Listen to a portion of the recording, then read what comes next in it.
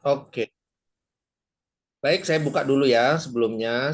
Selamat pagi, selamat siang mahasiswa Universitas Nusa Putra. Pada siang ini kita akan membuat Zoom kedua mengenai Sistem Information Management.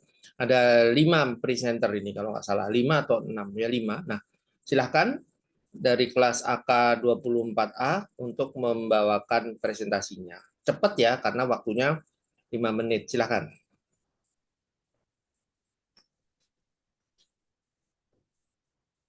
Silahkan. Halo. Baik, Bapak, sebentar, Pak. Harus siap sebelumnya ya, coba seperti tidak seperti ini lagi nanti terlalu tersendat. Ini waktunya tetap 5 menit loh. Jadi nanti kalau sudah 5 menit saya off. Harus gantikan ke yang grup berikutnya harus bersiap diri. Silakan mulai. Ini sudah 1 menit. Kak Agni, boleh dimulai aja. Silakan lanjut langsung langsung. Bismillahirrahmanirrahim. Assalamualaikum warahmatullahi wabarakatuh. Selamat siang teman-teman semua. Sebelumnya saya ucapkan terima kasih kepada Bapak Andi Juniarso yang telah menyempatkan hadir pada presentasi kali ini. Dan juga saya ucapkan terima kasih kepada teman-teman semua yang akan meluangkan waktunya selama 5 menit ke depan untuk mendengarkan dan sekaligus berdiskusi bersama saya. Ya. Oke.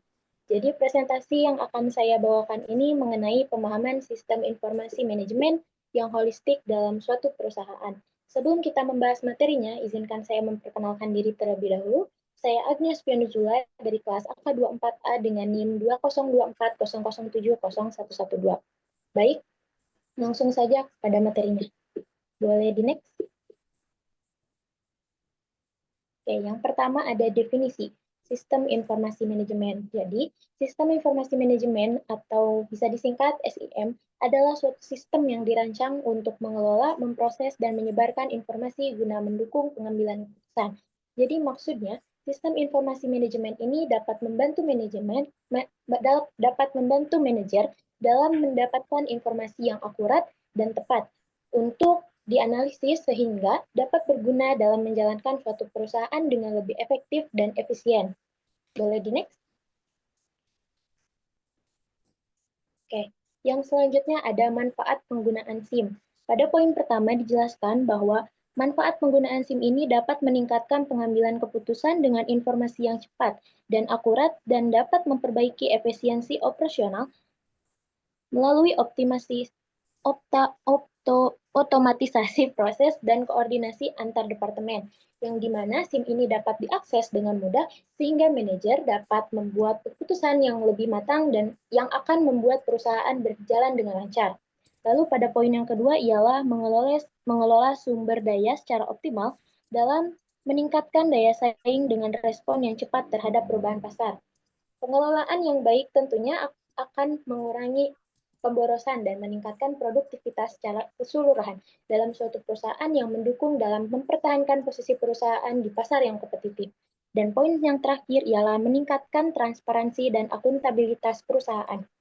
Yang dimana dengan SIM ini, perusahaan dapat menyediakan laporan yang akurat dan transparan kepada pemangku kepentingan untuk meningkatkan kepercayaan dalam pengelolaan operasional dan keuangan perusahaan. Selanjutnya. Boleh di next. Ke belakang. Oke, terima kasih Agni sudah mempresentasikan. Kalau misalkan sesi tanya jawabnya apa? Nggak usah, nanti aja langsung. Kalau nanti Oh, ada sisa waktu, ya lanjut lanjut aja. oke, baik. Baik, Bapak. Presentasi selanjutnya akan dipaparkan oleh Salwa Najwa Maulina.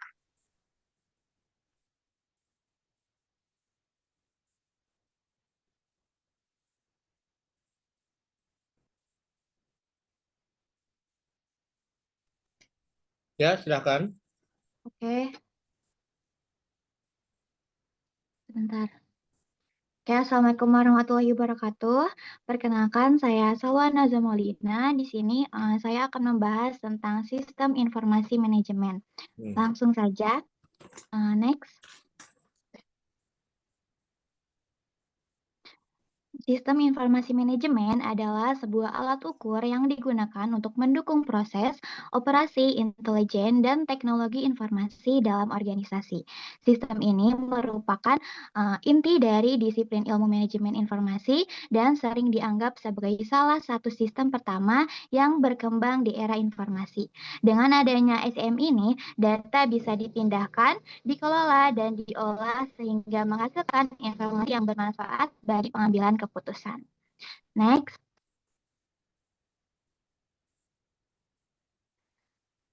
Meskipun SIM ini sering tumpang tindih dengan bidang lain, ada beberapa perbedaan penting. Yang pertama ada ERP atau perancangan sumber daya perusahaan. Fokusnya adalah integrasi seluruh sistem departemen. Yang kedua ada manajemen TI lebih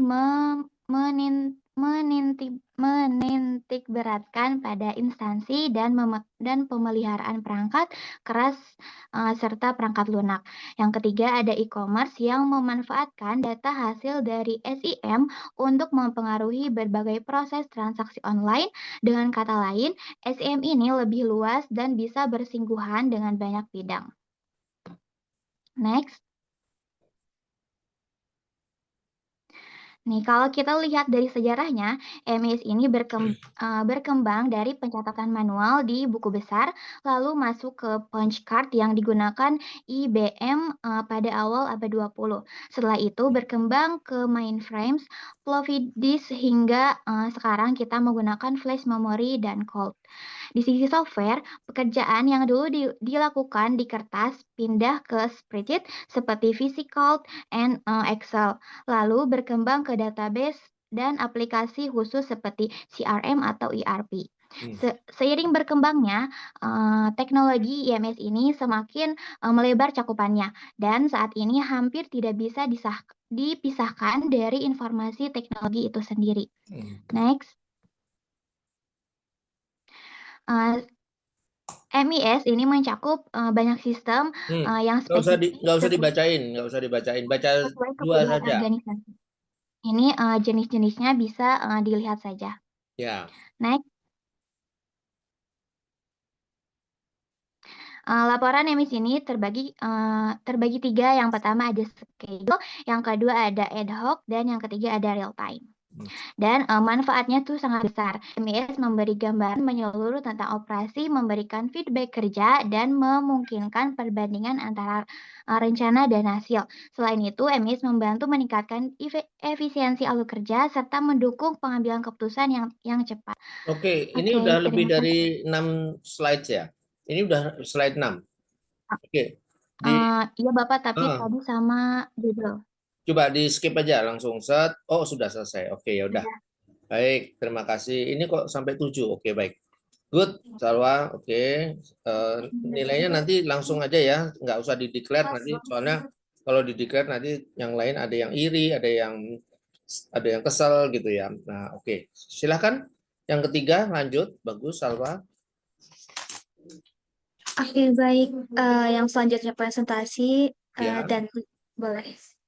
Danti boleh langsung aja lanjut presentasinya. Ya. Oke.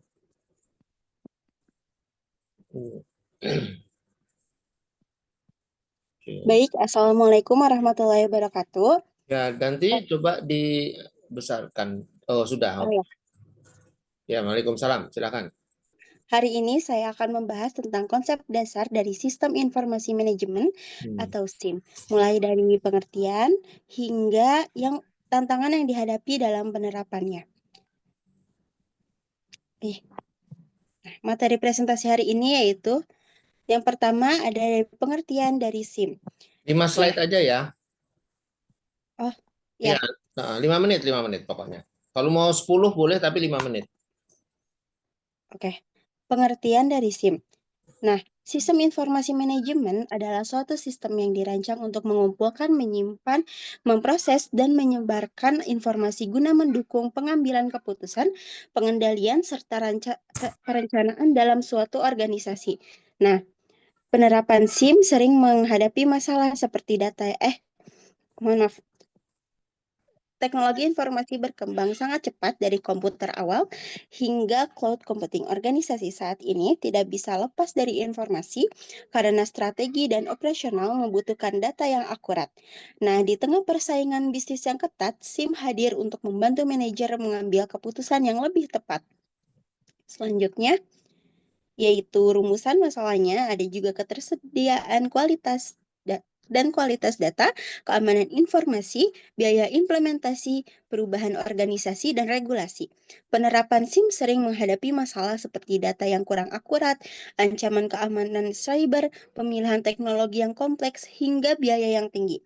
Nah, selain itu, organisasi juga harus siap menghadapi perubahan budaya kerja yang mematuhi regulasi yang berlaku.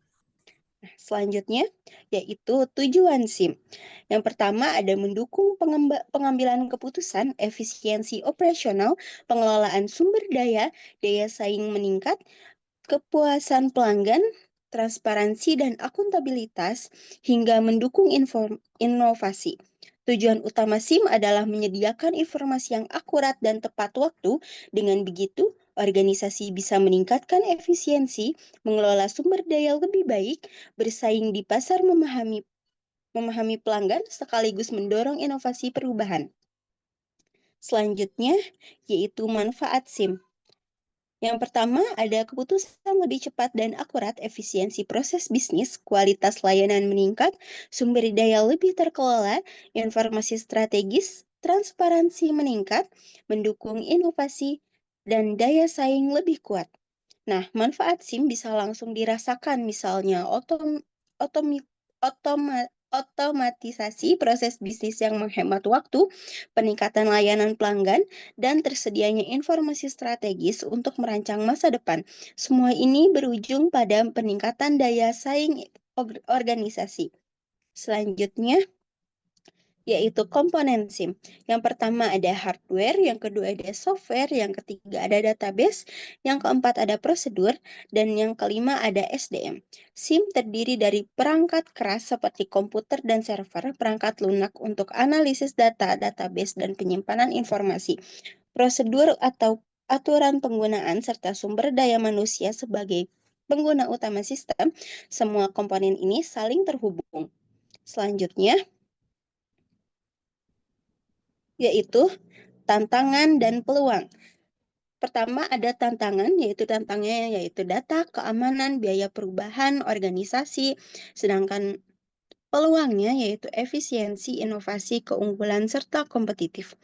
Nah, meski menghadapi banyak tantangan, SIM juga membuka peluang besar. Organisasi yang berhasil mengelola SIM dengan baik bisa lebih efisien, berinovasi lebih cepat, dan memiliki keunggulan dibanding pesaing. 1 menit lagi. Baik, kesimpulannya, SIM yaitu fondasi penting organisasi untuk mendukung keputusan efisien dan sumber daya. Investasi bukan hanya teknologi, tapi juga SDM. Secara keseluruhan, SIM merupakan fondasi penting yang harus dimiliki setiap organisasi. Keberhasilan tidak hanya ditemukan oleh teknologi, tetapi juga kesiapan sumber daya manusia dalam mengelola dan memanfaatkannya. Sekian dari saya, mohon maaf bila ada kesalahan. Terima kasih. Oke, good Danti. Baik. Ya, ini displaynya bagus, suaranya juga bagus. Nah, kalau isinya oke, masih dibilang bagus sekali belum, tapi kalau yang displaynya dan suaranya bagus. Oke. Oke, next. Ya, siapa Mesya?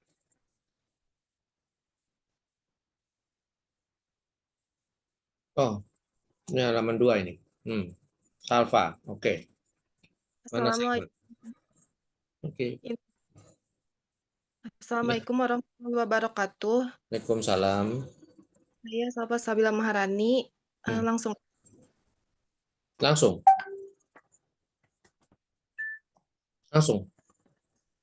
Iya. Next, pengertian. Pengertian sistem informasi manajemen SIM adalah sistem berbasis komputer yang digunakan untuk mengelola data dan informasi dalam organisasi. SIM mendukung proses operasional, strategi, serta serta pengambil keputusan dengan menyediakan informasi yang tepat dan pada waktu yang tepat. SIM juga berhubungan dengan bidang information, sistem, IT, dan informatika. Next.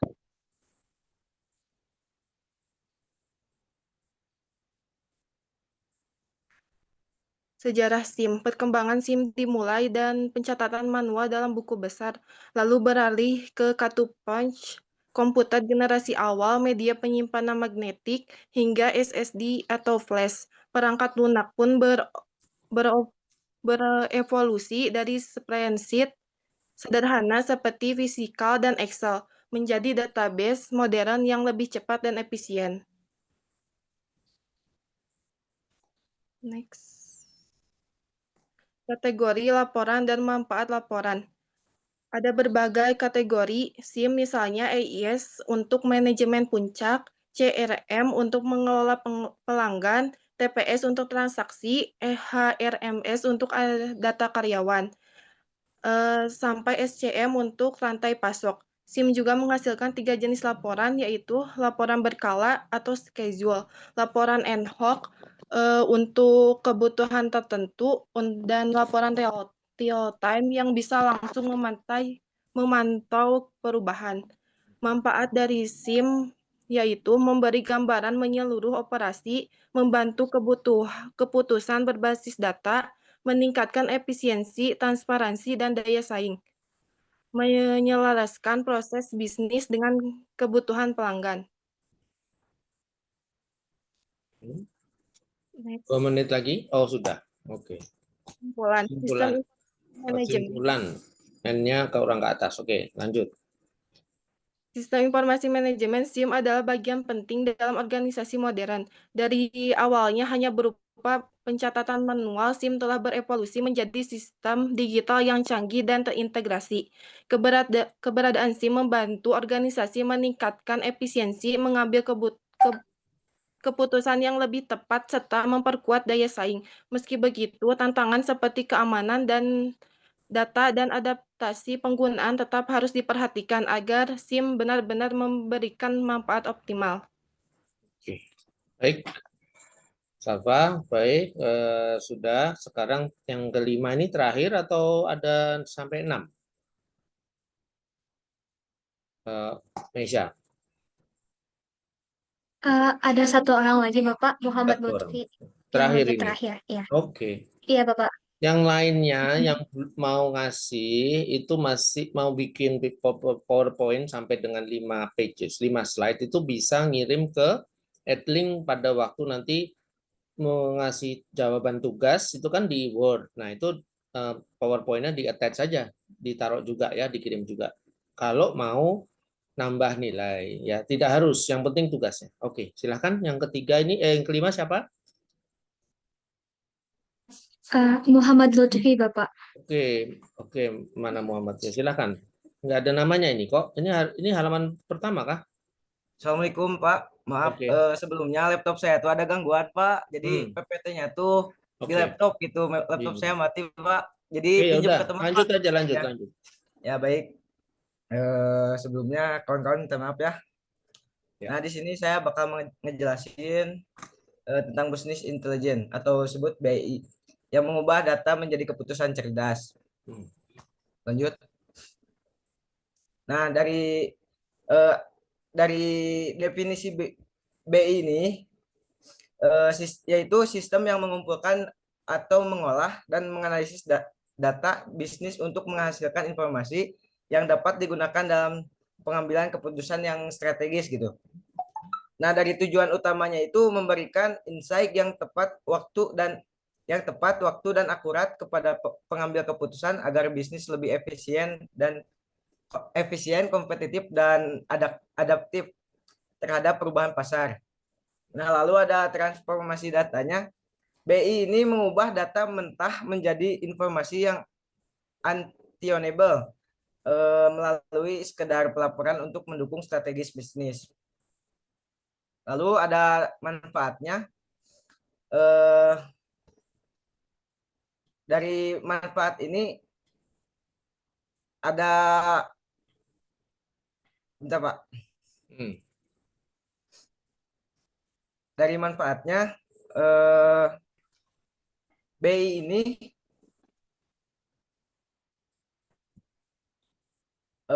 Tinggal dibaca coba. aja. Tinggal dibaca aja. Kamu bisa bacakan? Tuh. Ya, Pak. Sudah tadi. Dari Sudah dibaca ini? Belum? BI ini ada transparansi data, dashboard interaktif, dan laporan yang mudah diakses, memberikan pandangan menyeluruh tentang kinerja bisnis kepada semua tingkatan organisasi. Lalu ada peningkatan efisiensi, identifikasi area yang memerlukan perbaikan dan optimasi proses bisnis, mengurangi biaya operasional, dan meningkatkan produktivitas. Lalu ada profitabilitas lebih tinggi, yaitu analisis perilaku pelanggan, tren pasar, dan peluang baru untuk mendorong peningkatan pendapatan dan keuntungan. Nah, lalu ada pengambilan keputusan cepat, memungkinkan pengambilan keputusan yang lebih cepat, lebih baik, dan sepenuhnya berbasis fakta serta bukti yang kuat. Lanjut. Nah, di sini ada proses dari BI ini, terdiri dari 5 tahap. Yang pertama itu ada data provisioning, yaitu mengumpulkan data dari berbagai sumber terpisah seperti database internal, file eksternal, dan platform media sosial. Lalu ada kemudian ada analisis data, yaitu mengolah dan menambang data menggunakan algoritma canggih untuk menemukan pola, tren, dan anomali yang tersembunyi. Selanjutnya ada pemahaman situasi, menyaring data yang relevan dan mengonteks ekstualisasikannya sesuai dengan tujuan bisnis dan kondisi pasar saat ini. Lalu, selanjutnya ada evaluasi risiko, yaitu mengidentifikasi potensi risiko dan membandingkan berbagai opsi keputusan untuk memilih jalur terbaik. Selanjutnya ada dukungan keputusan, yaitu memberikan rekomendasi yang jelas dan peringatan dini untuk memandu tindakan bisnis yang efektif. Selanjutnya. 1 menit lagi ya. Ya. Ada tren dan teknologi terkini dalam BI. Yang pertama itu ada integrasi AI dan machine learning untuk prediksi akurat dan rekomendasi otomatis. Lalu selanjutnya ada service atau BI, memungkinkan pengguna non-teknis membuat laporan dan analisis sendiri. Lalu ada visualisasi data interaktif dengan dashboard real time yang dinamis. Contoh platform populer terdiri dari Microsoft Power BI, Tableau, dan Qlik. Lalu ada BI menjadi kunci utama dalam strategis bisnis digital dan transformasi organisasi modern. Lanjutnya.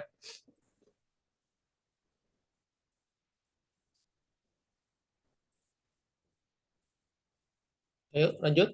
Udah itu? Udah, Pak. Sudah selesai? Sudah. Oke, baik. Kamu saya kira masih mau dibacakan penutupnya. Bagus. Oke, Vincent coba balik ke 3 slide sebelumnya coba. Sebelumnya maaf Pak, M. Lutfi Bayhaki ini. Iya. Vincentius Prio. Iya, kamu bisa balik ke tadi halaman ketiga, halaman keempat aja. Balik lagi. Balik. Nah, nah di sini.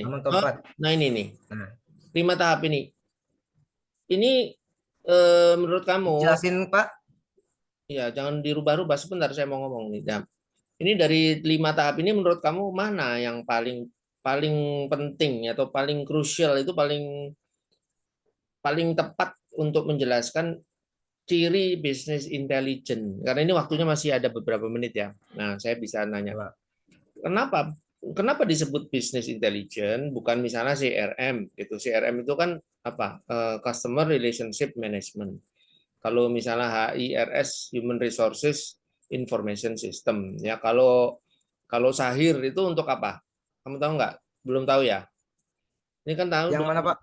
Kalau Sahir, kamu udah pelajari Sahir belum? Sahir, Accurate, Mayop itu apa? Belum tahu ya? Ada yang udah tahu? Siapa lagi yang lain sudah tahu? Nggak ada, belum. Ya, itu adalah accounting software. Jadi accounting software itu software yang membantu sistem informasi akuntansi atau sistem informasi keuangan. Itu namanya softwarenya adalah banyak ya. Sahir. Kamu bisa nanti di Nusa Putra itu Sahir itu saya yang masukkan ke dalam. Jadi saya yang membantu mengenalkan dengan ownernya, owner Sahir itu saya kenal. Nah, itu kalian bisa memakai program itu. Tapi sekarang dijalankan oleh agent ya. Kamu bisa ngambil sertifikat untuk prakteknya nanti. Itu ada untuk software pengelolaan jurnal sampai dengan laporan keuangan. Nah, kenapa dibilang bisnis intelijen? Menurut kamu dari 5 tahap ini tahap mana yang paling penting? Yang sehingga namanya jadi bisnis intelijen. Coba tahap mana tuh? Data provisioning, analisa data, atau pemahaman situasi, atau evaluasi risiko, atau dukungan keputusan. Menurut kamu apa?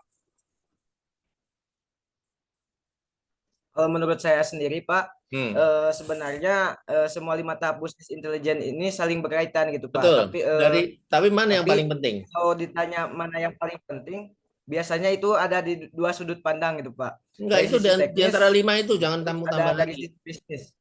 Dari 5 ini, kamu tadi 5 tahap ini tahap mana yang menurut kamu paling penting? Yang paling sehingga namanya bisnis intelijen. Coba. Kalau kamu belum tahu, tebak aja deh. Kira-kira dari itu. Dari saya sendiri sih dari analisis datanya, Pak. Nah, bagus. Bagus. Pinter. Ya, kenapa disebut bisnis intelijen? Coba kamu baca itu analisa data itu definisinya, coba kamu baca lagi pelan-pelan. Baik, Pak. Analisis data ya, Pak. Ya. Yaitu mengolah dan menambang data menggunakan algoritma canggih untuk menemukan pola, tren, dan anomali yang tersembunyi, Bapak. Nah, dia punya sistem, jadi dia ini sistem informasi bisnis intelijen. Intelijen itu kan intel. Dia itu bisa mengolah data yang tersembunyi dan dia mengkolek data sehingga suatu perusahaan bisa mengetahui mengenai pasar. Pasar ini tinggal 10 menit lagi, ya. Pasar itu dia ketahui kondisinya apa, yaitu berapa penjualan, barang apa saja yang dijual. Misalnya dia perusahaan ini bergerak dalam bidang misalnya ya, dia menjual contohnya membuat solar panel surya. Nah, pasaran panel surya di Indonesia ini paling laku di daerah mana?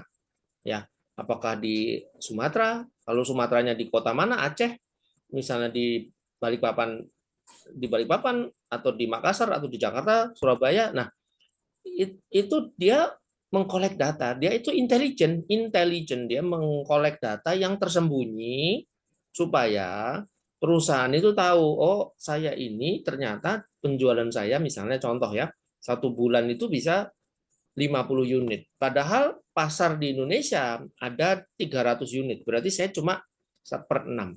Nah, supaya dia bisa meningkatkan penjualannya, dia pengen tahu dari datanya bisnis intelijen ini di mana itu pasarnya itu, ya. Pasarnya di mana? Apakah banyak kan di Jakarta atau banyak misalnya contoh di IKN ya, karena memang membutuhkan baru sedang membangun misalnya contoh. Nah, itu dibantu oleh sistem algoritma yang bisa mengcapture data dari data-datanya orang. Kadang-kadang dia karena dia intelijen, dia bisa masuk ke datanya orang, datanya perusahaan yang lain, data dari atau data-data yang terbuka ya dari media, dari riset, dari data Departemen Perdagangan, dari datanya segala macam. Nah, itu namanya business intelligence. Oke, good, Mario ya. Oke. Jadi ini adalah stop. Maaf, Pak. Apa lagi? Kenapa kamu bilang maaf? Ini Pak, Lutfi Baihaqi, Pak. Udah diganti namanya. Oke. Tuh. Itu satu kamu grup atau gimana nih? Ini tadi Mario Vincent atau siapa nih yang sekarang ini? Sebelumnya Pak, izin menjelaskan ya Pak, kan tadi itu di rumah laptop saya tuh mati Pak, tiba-tiba mati. Terus saya pergi ke rumah teman atas nama Mario Vincentius. Oh, nah, gitu. Saya meminjam laptopnya Bapak. Maaf. Oke. Oke, kok bisa cepat dekat rumahnya ya? Jauh Pak, ngebut sedikit Pak. Astaga. Oke, baiklah. Kalau gitu berarti ini Lutfi ya? Oke. Ya sudah, ada lagi Meisha yang mau present? Halo Meisha, Iya, Bapak. ada lagi kah yang mau presentasi? Untuk sesi kali ini cukup 5 orang, Bapak, karena 5 kelas kita orang. itu dibagi jadi 5 orang per sesinya. Gitu. Oke, jadi gini. Untuk yang nextnya nanti kalau ada kesempatan seperti ini, itu sistemnya begini. Misalnya nih ya, kalau presentasi itu kan memang 5 menit. Nah, bisa sendiri, bisa grup. Grupnya maksimum 3 orang. Kenapa? Kalau 4 atau 5, itu biasanya nanti yang keempat atau yang kelima ada 1 orang atau 2 orang yang nempeng. Ya. Yang kerja itu 2 orang atau 3 orang, yang lainnya ngikut aja. Ya, dia nyumbang 1 paragraf, padahal bikinnya 3 lembar gitu ya, atau 5 lembar gitu. Bikinnya 10 slide, dia cuma nyumbang 1 slide. Itu jadi nggak kerjasamanya kurang kurang efektif. Makanya saya bikinnya 1 grup maksimum 3. Mau bikin sendiri, kalau dia mau bikin sendiri sanggup, boleh. Nah, masukkan nanti ke ketua kelas, kalau misalnya nanti ada event, siapa yang mau present, itu yang pertama masukin, saya tanggal sekian, saya mau present. Nah, itu yang pertama dicatat. Yang kedua, ketiga, 4, 5, 6, 7 maksimum. Kenapa? Karena waktu kita Zoom itu cuma 40 menit. Berarti 7 kali 5 menit, 35 menit.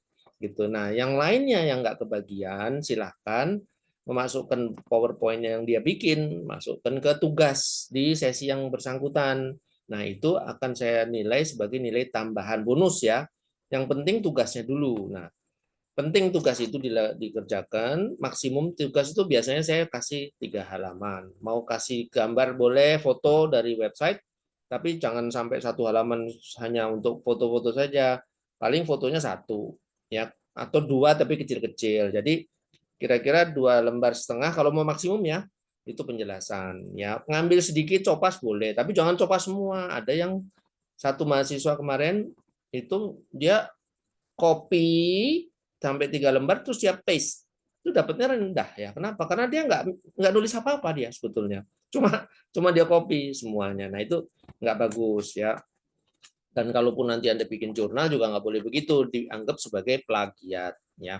Nah, Anda boleh ngambil dari 2-3 sumber, jadikan 1 tulisan tapi tulis sendiri. Oke. Nah, saya pikir begitu. Ini kan ini masih ada dari 28 menit sampai ke 38, masih ada 5 menit lagi. Kalau ada pertanyaan silahkan. Pertanyaan atau mau nanya teman yang lain lagi silahkan, boleh. Siapa yang mau bertanya? Ya, kalau belum ada, saya menjelaskan sedikit bahwa zaman Anda ini sebagai mahasiswa saya, itu zaman yang berbeda dengan waktu saya belajar dulu di Fakultas Ekonomi UI, di mana pada waktu itu yang namanya kamera itu ada sendiri. Kamera itu sendiri. 1 unit kamera gede besar segini. Ya. Ada namanya kalkulator sendiri, kalkulator. Ada yang namanya apa lagi? Fotokopi. Ada yang namanya recorder suara, ya, alat merekord suara. Ada yang namanya video cam. Tadi ada kamera, ada video kamera. Jadi semua perangkat itu kalau dimasukkan dalam 1 koper, itu sekarang udah jadi 1 unit seperti ini. Kecil, pendek, kecil sekali. Anda bisa punya mobile banking, Anda bisa pakai data di sini, ganti-ganti handphone juga. Handphone sama handphone pakai data kris itu bisa berganti datanya. Nah, bisa pakai Google, bisa search, bisa bikin YouTube, bisa ngedit, bisa kamera, bisa video. Ini luar biasa teknologi. Nah, informasi pun begitu. Yang namanya dulu saya itu belajar jurnal. Bikin jurnal itu bagaimana cara bikin jurnal? 1 persatu ya. Bikin menjurnal cash. Bagaimana bikin menjurnal depresiasi. Depresiasi itu ada 3 macam. misalnya straight line, ya double declining, atau combination, atau sum of the years digit. Nah, 3 macam. Kemudian Anda mencatat inventory, ada inventory pakai LIFO, last in first out, ada FIFO, first in first out, ada average. Nah, itu satu persatu terus secara manual bikinnya pakai garis-garis bukunya. Zaman itu, zaman saya berapa puluh tahun yang lalu, zaman sekarang nggak perlu lagi buku. Orang belanja di Alfamart, Indomart, barangnya di lewat infrared, bunyi tit, langsung dicatat di counter, langsung komputernya nongol, muncul berapa belanjaannya Anda, apa saja, ada 10 jenis barang, total pembelanjaan berapa, nanti langsung masuk data itu di office di kantor yang toko yang bersangkutan maupun di pusat, langsung gitu ya. Paling kalau yang di pusat dikirimnya nanti sore gitu. Nah, tapi di kantor tersebut langsung, terus nanti di akhir sore hari rekap semua. Sudah bisa bikin jurnalnya, bisa bikin inventorinya berkurang, apa barang-barang yang kurang sudah laku. Misalnya contoh, dia punya susu merek A, di stoknya itu ada misalnya 100 unit. Satu hari itu diambil, dijual 80, tinggal 20. Nah, dia harus nyetok lagi. Nyetoknya 80 lagi supaya tetap 100 terus itu. Nah, ini satu jenis barang, kalau ada 100 jenis barang luar biasa. Bisa dilakukan oleh manusia, bisa tapi lama. Kalau dengan sistem informasi manajemen namanya POS, point of sales, itu dilakukan dalam waktu 1 detik. Coba bayangkan, 1 detik langsung update semua. Kalau Anda nanti mempelajari accounting sebagai seorang calon sarjana akuntansi, tidak menguasai sistem informasi akuntansi, Anda seperti seorang yang mau balapan di track, di sirkuit, pakai sepeda mini. Lawannya pakai mobil balap. Mau menang? Nggak bisa. Jadi, teknologi itu harus Anda kuasai. Kalau tidak, Anda akan ketinggalan zaman.